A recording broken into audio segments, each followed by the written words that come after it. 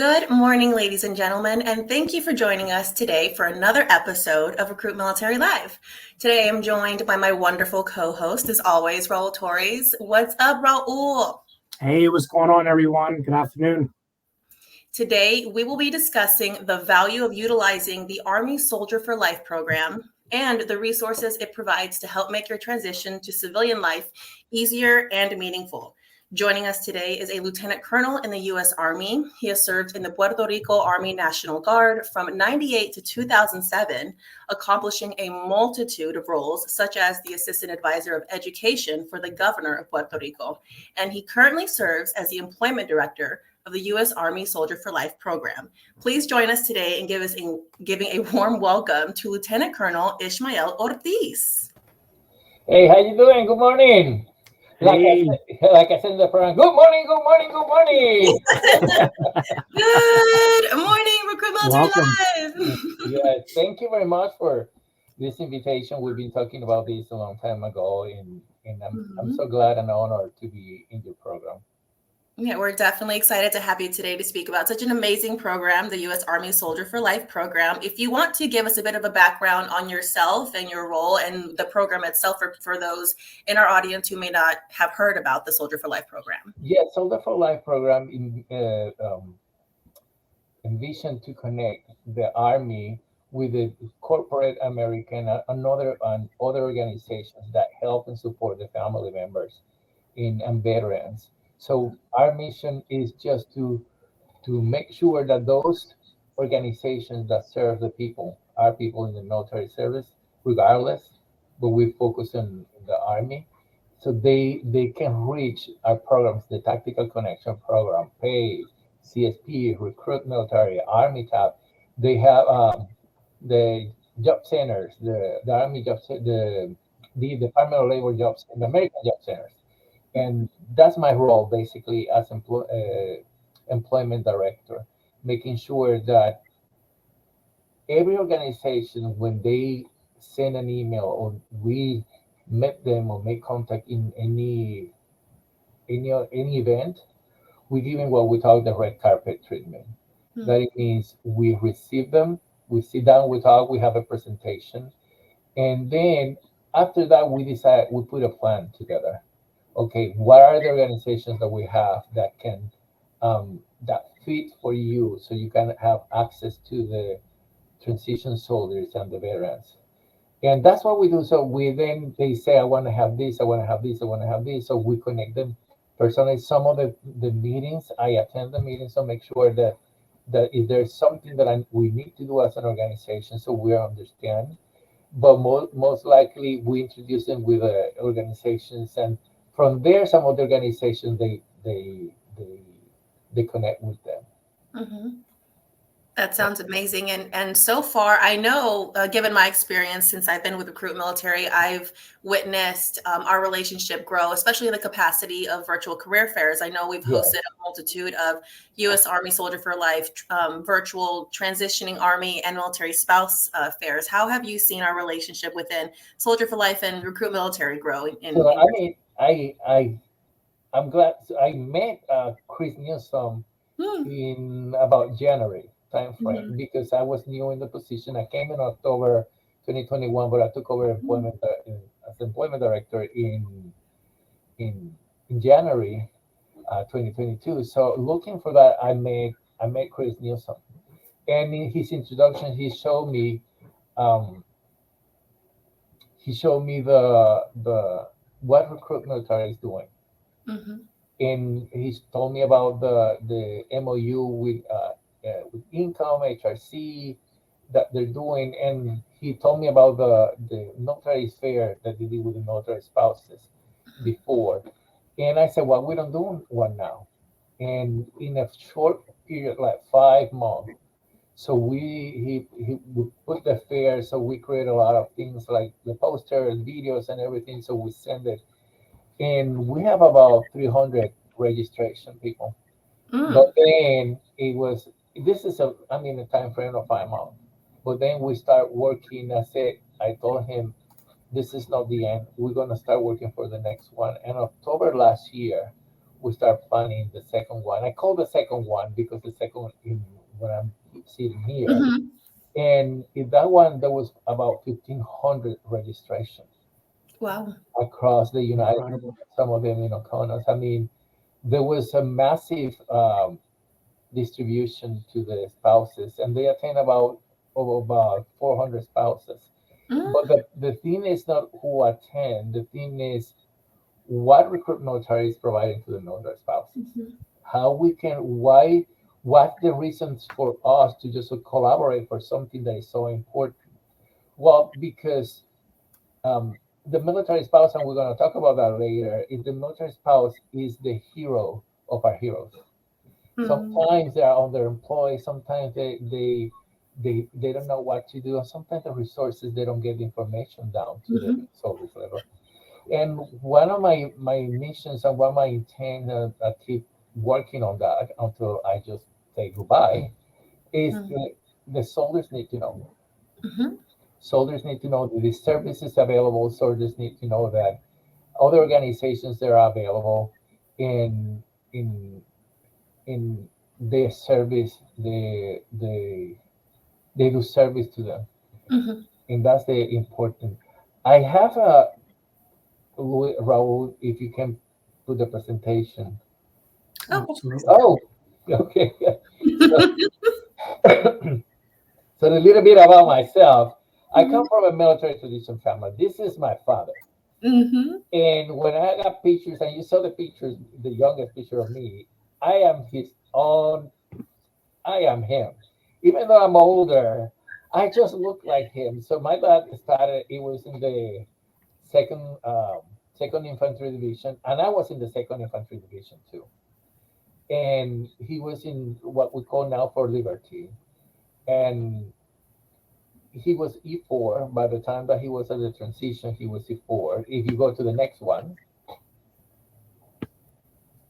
so he met my mom, and they were neighbors. So they're second cousin because my mom is Rivera Ortiz, and my dad is Ortiz Padro, and they were neighbors, and they fall in love. And we have letters and pictures they send in. My dad taking chartered flights to see my mom over the weekend before they passed. I'm trying to get the flight back. That's when there was a lot of bases like Ramey Base. There was Fort Buchanan. They were very, very active by that time. And but my dad was about to get promoted to the Special Forces E5. And why I send this, because this is important to talk about. My mom told him, if you join the army, we're not going to get married. So my dad decided, I want to marry you. So he moved to the reserve. Then the reason is I say this because we need to understand now that we are moving, we are not recruiting soldiers, we're recruiting families. Exactly. And the military spouse has something always to say in the marriage. It is not about only the soldier. So you go to the next picture. People, this is the picture that you see me when I was about 40 years, when I was 40. And that's my dad when he was like 23. And he wanted me to take a picture and put them together, he and me.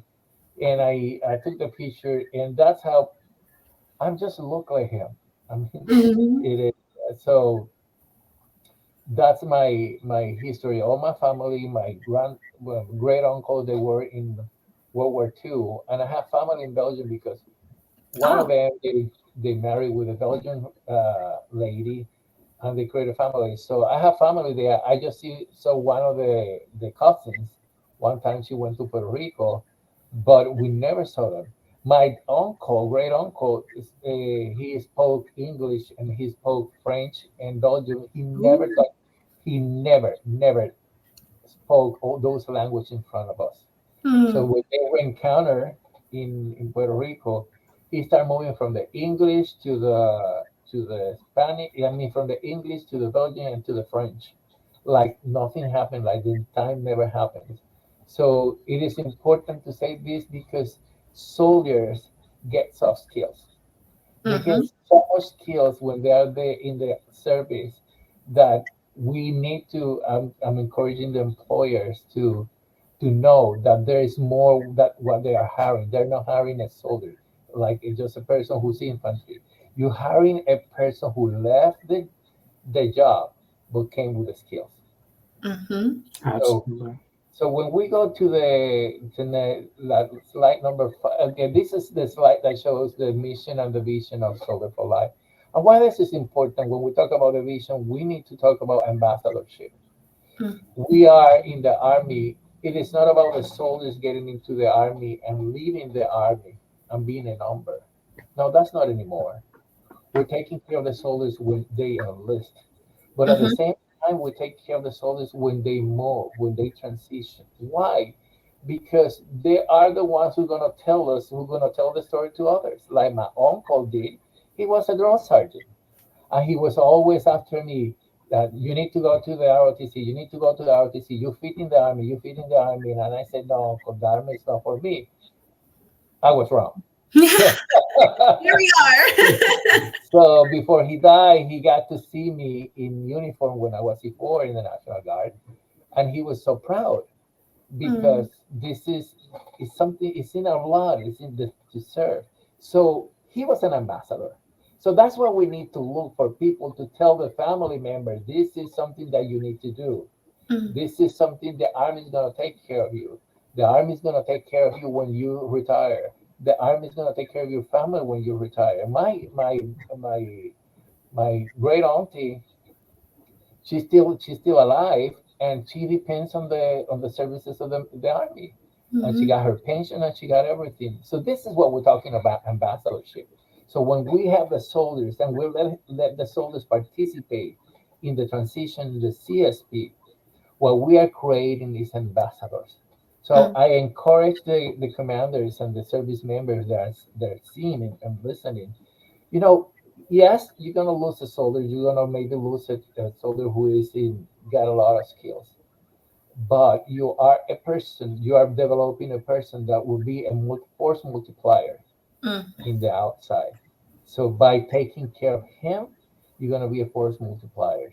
So in our mission, well, like I said before, so we would like to engage and connect the army with corporate America.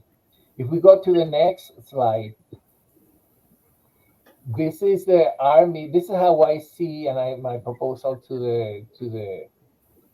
the boss last year and going to be mine this year is how I see Soldier for Life according to the tactical employment connection strategy. So we are that entity that connects. I have mhm, employments. We go the regional directors. They go to every state. We went to about 89% of the states, almost 90% of mm, the states in different activities because we want to raise the awareness. And they come with leads, they come with organizations, and we want to connect them because some of the problem of some organizations, they don't know how they can hire veterans, and that's our job. So we connect them with a federal, and we talk about other organizations because there are other organizations that can help those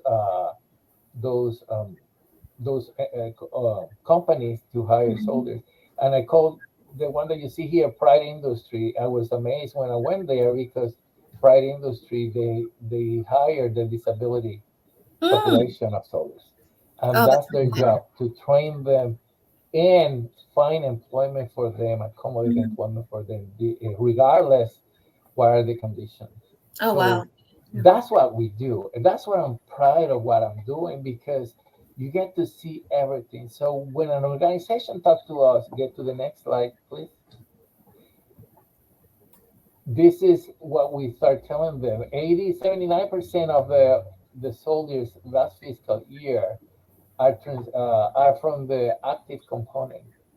Mm, Then where are they going? If you see at the bottom line, they go, those are the five: California, Texas, Florida, North Carolina. mm, But why this is important, let's move to the next slide. Because when an organization contact Soldier for Life, next slide. When the organization contact Soldier for Life, we we can provide a statistic for them. For example, out of the soldiers in the transition last year, this is the transition for North Carolina? How many go where they coming? Because the employer want to know, should I contact TAP in North Carolina only, or should I contact all the TAP? What I do, and then we guide them in that process, and we tell them. And what the next slide, when we explain them this and we give them the statistics, we talk about the different organizations that have the Army for them. We talk about the transition, the PACE, the Army CSP, and RecruitMilitary. And then when I explain them, each one of them, I have more slides, but I didn't include it because we explain everything, what RecruitMilitary does and everything. So they are encouraged. They have the knowledge, the information to make a decision. And that's when, for example, in the case of RecruitMilitary, that's when I call Chris Newsom and sometimes Veronica Sarantes, and I said, listen, I have this person who would like to have a meeting. Can we have set up a meeting? And they set up a meeting immediately, and they talk to the employer, and they explain all the varieties that RecruitMilitary can offer to the employers. And this is what I tell the employers: RecruitMilitary has more about 1.5 million of people in their database that they can see the employers can see them, they can access plus the different fairs, virtual fairs that RecruitMilitary do. And in a nutshell, this is the job in the employment as employment director in Soldier for Life. That's phenomenal. Yeah. And you mentioned earlier that, you know, when you're recruiting a soldier into the U.S. Army, you're not only recruiting them, but you're recruiting their family. And specifically, whether they, you know, were married prior to joining or got married during their service, you're recruiting that military spouse. And we all know I was a military spouse as well as an active duty Marine. Raul was married as well. And let me tell you, like, his wife is not one to be trifled with. So she's a leader in herself. She's got her own things going on. So you're wanting to not only benefit and take care and support that soldier, but also their family and that military spouse. Can you go into what programs you have specifically to support and resources to support the military spouses in the Soldier for Life program? Yes, so Soldier for Life, the first one we connect in employment. We have different programs, but when we talk to the spouses, we in SFL Life, the program that we have, this year we started including guest speakers that to address the military spouses. They talk about employment. They talk about for example, we have a person, Jennifer Baumgartner from another organization, AFMA, that they do insurance. So they talk about financial issues for the military spouses, and that's what we do. This is a service. Also, we are the Health and Wellness Directorate, Major Little. She connected with the Department of Veterans, VHA, and through them, we were able to showcase Salesforce. Oh, wow. Know that they have a fellowship for the military spouses. With RecruitMilitary, that's what we have different programs, the virtual fairs. And this is something that we invite everybody because we want to connect them. So yes, when we go to the places, they have the ability to talk about the military spouses and the services. And if you call the Soldier for Life, we can connect the people. We can connect the organizations. If you are an employer and want to hire the military spouse, just call us. And we're going to tell you all the organizations that support the military spouses that can help you to connect with them. Awesome. I have a question for you because, like Gabby mentioned, I was married in the service. I'm still married, thankfully. And, something that gets overlooked is kind of just military spouses in the workforce, right? And we like to tout their soft skills, right? While they were in the service, you know, they were exposed to different environments, different cultures, you know, and that translates over and brings a huge value in the workforce.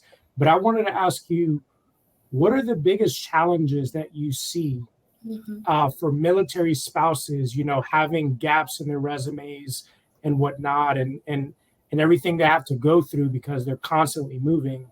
But what are the biggest challenges that you see that impedes them, from finding employment regularly? Yes, I based on the studies I saw last year, some of the challenges that the spouses face is who's going to take care of my family, Mm. who's going to take care of my kids. Um, just having, I need to go to the office when my kids is sick or I have to appointment. So another problem they face is I have a kid now. I'm gonna take care of the kid until he gets 5 years old. He is in school, and then I have 5 years gap. They have a gap. They don't know what to write. Mm. Another problem they have is they have food insecurity. Why I mentioned that when the COVID season happens, some of the families the spouses lost their job. Mhm. So the soldier was the breadwinner, Mhm. but the spouse was the complement of that. When they join the army, they have debts or they, whatever reason, is the Mhm. problem. So they found out it was not enough, and that's one of the things that they confront. If I lose my job, what's going to happen? In food insecurity, and I do believe that in the army, the army with its organizations like RecruitMilitary and others, we can we can work on that to Mhm. make the spouse be able to work. Mhm. Yeah, I know we host we have a multitude of resources ourselves between like assistance with writing resumes one-on-one, coaching for interviews. I know we host webinars as well with our amazing staff and virtual career fairs as well. So if you have just that where you're, a stay-at-home mom, you have kids under the age of 5 that are not at school and you don't have the capability to go to childcare, to even go to a job interview or career fair in person, hosting those virtual career fairs, the Army Soldier for Life, male spouse career fairs makes a huge difference with the military Yes, community. yes, and something I would like to put in the air because I'm going to write and send it to Trade. They are talking about Mhm. writing some. I hope nobody copy me. So, but if they do, they're welcome. I'm not going to fight everybody. You Can heard it send here it. first, you guys. Breaking Yeah. news. You So heard it here this is first. what I'm recommending to the army. We are focusing so much in the soldier. We're giving bonus to the soldier, right? Hmm. So there's a lot of marriage soldiers that are getting married and they're joining the service. Those Hmm. military spouses, they already have careers. They're giving up their careers. Hmm. They are leaving everything behind to start a new life and to support the soldiers. If the spouse is supporting the soldiers and the spouse, like I told you, my mom regretted. She regretted not to be able to go in the army because she saw my auntie and Hmm. my auntie traveled everywhere and my mom never traveled. She was in Puerto Rico, so she regretted because she got a concept. She got her degree to start working, and she knew. And it's not the English because my mother, when she graduated, was an English teacher. So Mm. the English was not a barrier. It was not a problem. It was the thing that the concept of what I'm going to be doing now. Yeah. So let's take that bonus that we gave to the soldier, 10,000, 20. Let's invest in the military spouse. Hmm. Maybe we can use the system that we have right now, RecruitMilitary, for example. And when we're doing recruiting and the spouse is coming, let's register the spouse in RecruitMilitary. Hmm. Let them know that this spouse is a new recruit. And Hmm. that spouse will know that the soldier is going to Fort Liberty. Maybe there is a remote job for her that she Hmm. can start in a moment, or maybe she can find a job there. And I know that's possible. That the spouse that has certifications, let help them. Sometimes the mistake that we're doing in recruiting is we tell this is the links for the spouses to do the services, and that's it. Hmm. How are they going to navigate? How are they going to know the details? Yeah. When I went to my TAP class, there's something that was great. They have a book that the Department of Labor prepared, the Department of the Veterans Affairs prepared that have everything from Hmm. A to Z, we can prepare something like that. We can tell them where the services. Everything we said is we have ACS, family, the family organization in the Army, MWR, and that's it. Mm-hmm. The other thing is soldiers, the financial insecurity. Maybe the families are coming with financial struggle. Let's invest those $20,000 for them to pay their debts. Mm-hmm. But that incurs in extra time. Yeah. Because for example, when before, if I want to extend something or have a benefit of this, where I have to add some of the service obligation. Well, if we do that, we're not guaranteed that the soldiers take 6 years. Maybe we can. I mean, we can explore. I'm not saying this is it, but we can explore. If I help you with a spouse to find a job, I provide this system, or I do this to provide you financial stabilization. Let me do a contract for 10 years. And then you have a soldier who is going to be in the service. And you have a military spouse empowered not only to have a job, it's just she's able to hold the fort more efficiency and effectiveness Mm-hmm. when soldiers go deployed. And sometimes when the soldiers go deployed, the soldiers go TDY or they go in training, spouses doesn't know what it's doing. And I'm going to say here, we need to review the FIG programs. FIG programs shouldn't be just to raise funds or to just mingle together. That's a wow, that's nice.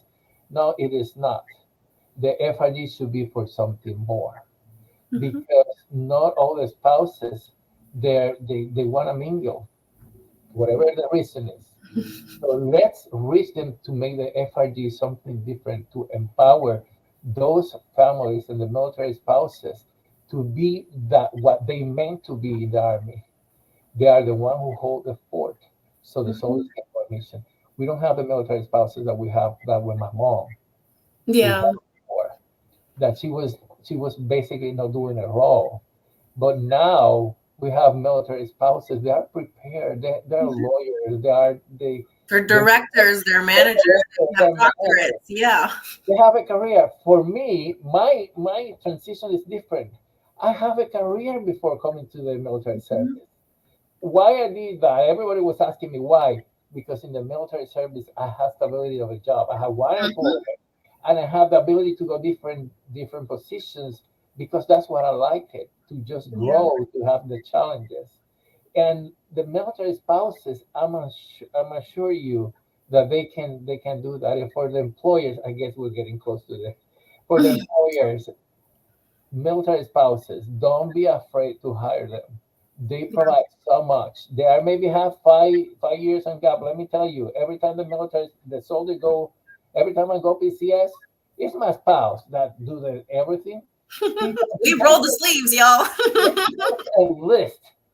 Before 3 months, 6 months before when we came here, he got a list of things that we need to do. No kidding, that things that we need to do to PCS. That's project management. So we need to overcome that being afraid not to hire people. So I encourage all the employers, you're listening, join Recruit Military, join the other organizations, help them Mm-hmm. to uh, join them, and the organization help them to navigate into the military spouse community, so we can help the Army in this. Precisely. And I feel like that idea that you mentioned is gold, because not only are you working with organizations that know the military community, but organizations like Recruit Military, we work with employers and companies who understand, appreciate, and value what the entire military community brings to the table, specifically military spouses, and they want them. So for you to connect them as, that soldier gets recruited and be like, hey, also sign this spouse up to Recruit Military, I think that's an amazing idea. So yeah, you definitely Yeah. heard it here first. Don't go taking Ishmael's idea. Well, we're about to wrap up. Is there any last minute, tidbits of wisdom or anything you'd like to say to our audience regarding Soldier for Life? Yes. Yeah, I wanted to ask Ismail if you can plug in where, like, specifically spouses, like if you have any links or websites, like where can a spouse listening right now in the chat, log on to and look at the resources you provide? Mm-hmm. They can go to the Soldier for Life, Google Soldier for Life website, and they can see the different resources, and they can connect with us. There is an email that I forgot. I'm sorry, but there is an email, but I want to make sure that that's the right email. I will put in the chat later, or because you can write, and the email reaches to the directorates, the director to the operational person, and that email gets to us. A person write, they read the email, they answer the person, and they refer the person to us, and it's effective. So Awesome. just reach the organization, and because we have the resources, not that we have them, but we can connect you with the resources. And just to make sure, because I know the Army is very pending on endorsement. Mm-hmm. So we